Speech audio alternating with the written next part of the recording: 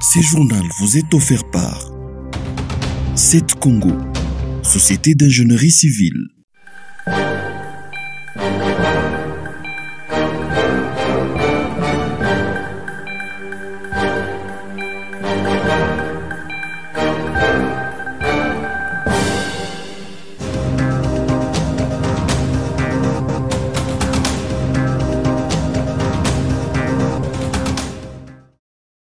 La division des affaires politiques de la MONUSCO a organisé ce jeudi une table ronde à Lubumbashi. Le thème utilisé est résolution pacifique des conflits post-électoraux, techniques de médiation locale et de dialogue communautaire pour une coalition sociale et une cohabitation pacifique dans le Haut-Katanga. Les participants sont venus des ligues de jeunes, des partis politiques, de la société civile, des ONG, des associations socio-culturelles, des confessions religieuses, du Parlement des jeunes, des étudiants et des médias. C'est le ministre provincial de l'Intérieur du Haut-Katanga qui a organisé ces assises au nom du gouverneur de province.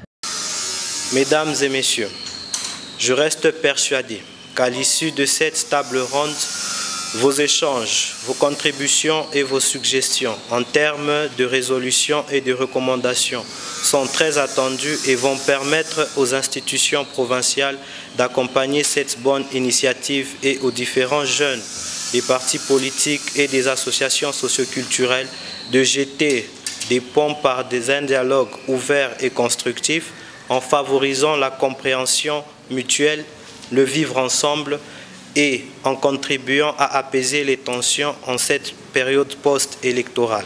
Hérité Kyungu s'est félicité de cette initiative qui contribue à l'unité de la cohésion nationale. Madame Immaculée Bagabé, la commissaire provinciale du Haut-Katanga en charge de la culture, a pris une part active à cette table ronde. Dans son mot de bienvenue, Adéodat Kassongo de la division des affaires politiques de la MONUSCO, bureau du Katanga, a indiqué que son institution accompagne la République démocratique dans la résolution pacifique et à la recherche de la cohésion nationale.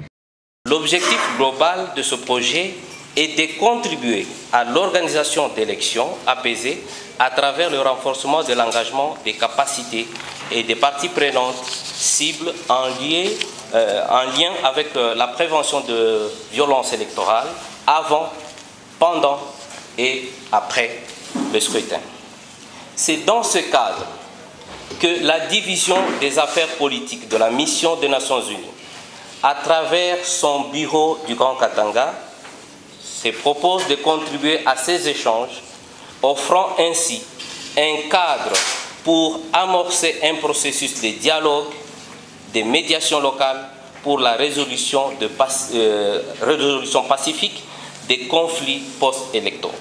La division des affaires politiques de la MONUSCO, à travers son bureau de Lubumbashi, a organisé pareille assise pendant les périodes préélectorales. Cette table ronde s'est tenue dans la salle de conférence de l'UNICEF.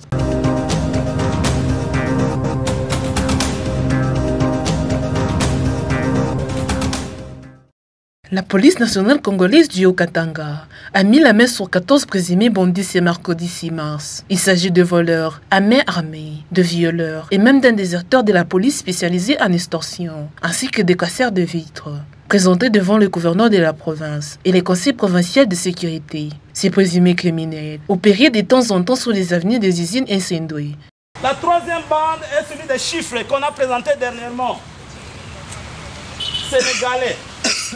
Son Excellence, de temps en temps, vous entendez quand les gens passent sur l'avenue des usines, Sendoué, ils sont là pour semer la terre, ils extorquent l'argent. Et il a été cité parmi ces chiffres.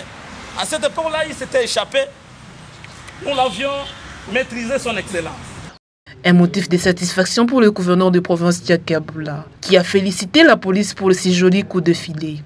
Nous sommes très satisfaits de voir que chaque semaine que nous sommes en train de procéder à l'interpellation des criminels qui opèrent sur la ville. Et donc à ce rythme, nous pensons que si la justice nous aide bien sûr à les garder en prison, nous pourrons facilement éradiquer ces fléaux de criminalité qui se développent sur l'ensemble de la province. Le voleur à main armée et les déserteurs de la police devront répondre de leurs actes devant les autorités de la justice militaire d'ici peu.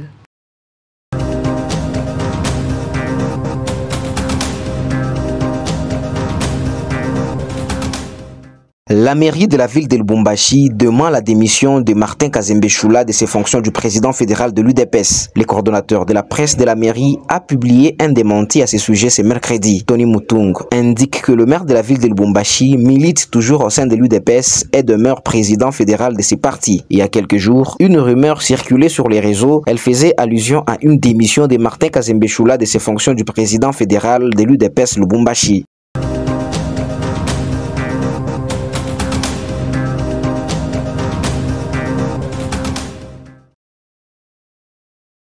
C'est ce 6 mars 2024, la Zambie et la RDC se sont accordés sur la suite du programme de travaux de la route Kasumeno. C'est à l'issue d'une rencontre de 3 jours entre des experts et des responsables étatiques de 2 pays. Le poste frontalier de Kasungula entre la Zambie et le Botswana servira de modèle pour celui qui sera construit entre la Zambie et la RDC. Le point culminant de ces 3 jours de travaux a été la visite du poste frontalier de Kasungula, à la frontière entre la Zambie et le Botswana.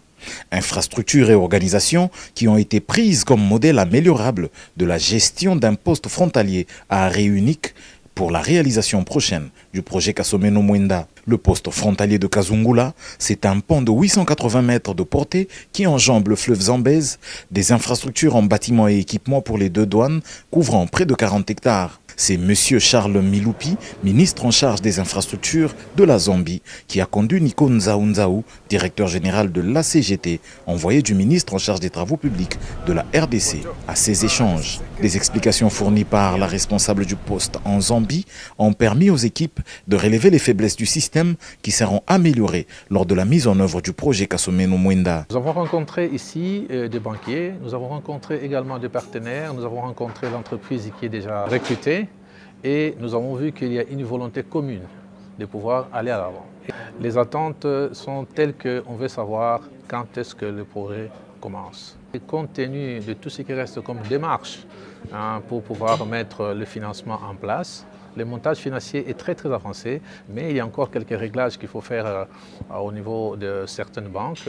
Donc d'après le partenaire et d'après l'entreprise, ils comptent pouvoir commencer les travaux au mois d'août. Dans la salle de conférence du David Livingstone Lodge, durant 3 jours, les différentes parties ont analysé la situation du projet. Diverses présentations ont été réalisées et l'on en retient par exemple la fonctionnalité améliorée de la maquette proposée par Mota Engil, l'entreprise recrutée pour la mise en œuvre des travaux.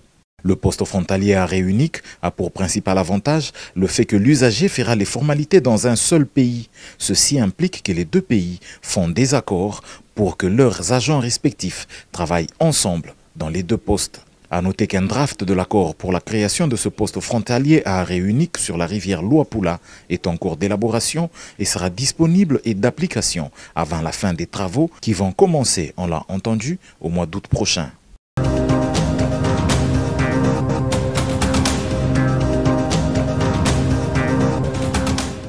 La commune Katouba fait face à une insalubrité grandissante. Pour pallier à cette situation, le bourgmestre Joël Mutangala procède à la sensibilisation avec l'aide des différents chefs des quartiers. Du côté salubrité,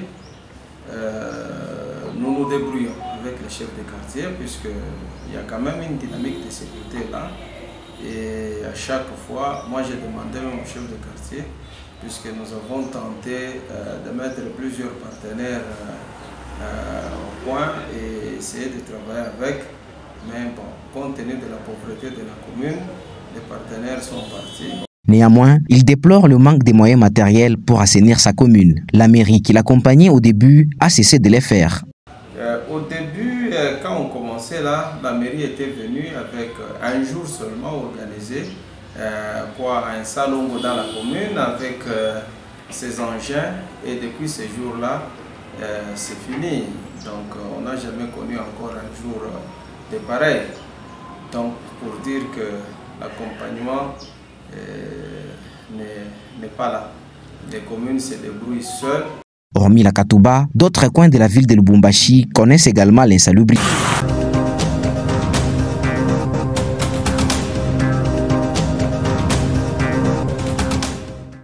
Le Football Club Saint-Éloi Lupopo devra payer 7 500 $ avant son prochain match en Ligue 1. Le club d'Outre-Tunnel devra aussi réparer tous les dégâts matériels causés par ses supporters lors du match qu'il a opposé au cercle sportif Don Bosco. Cette décision a été rendue publique ce mercredi par les comités de la Ligue nationale du football. Conformément à cette décision, les jaunes et bleus joueront leur match à huis clos. Pour rappel, les supporters du FC Saint-Éloi Lupopo ont envahi l'aire du jeu le samedi dernier au stade Kibasama Leba, à la fin de ces matchs comptant pour la première journée de la phase des playoffs. Ces supporters ont causé des dégâts sur plusieurs véhicules et installations du stade. Le comité du FC Saint-Éloi Lupopo s'est dit surpris par cette décision. Il ne comprend pas pourquoi le trio arbitral n'est fait objet d'aucune sanction. Selon ces comités, c'est la mauvaise prestation de ces trio arbitral qui est à la base de ces incidents. Ce communiqué indique qu'en cas de récidive, tous les prochains matchs du FC Saint-Éloi Lupopo se joueront à guichet fermé.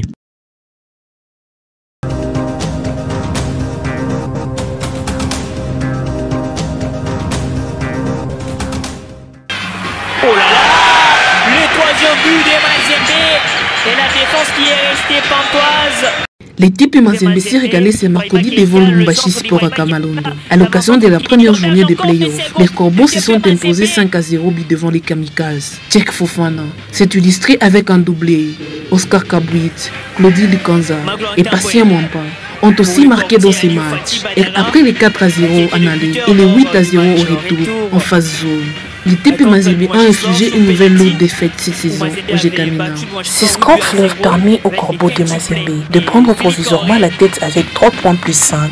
Lubumbashi Sport, de son côté, est classé dernier avec 0 points moins 5. Quelle démonstration de force ici au stade de Mazembe par l'équipe.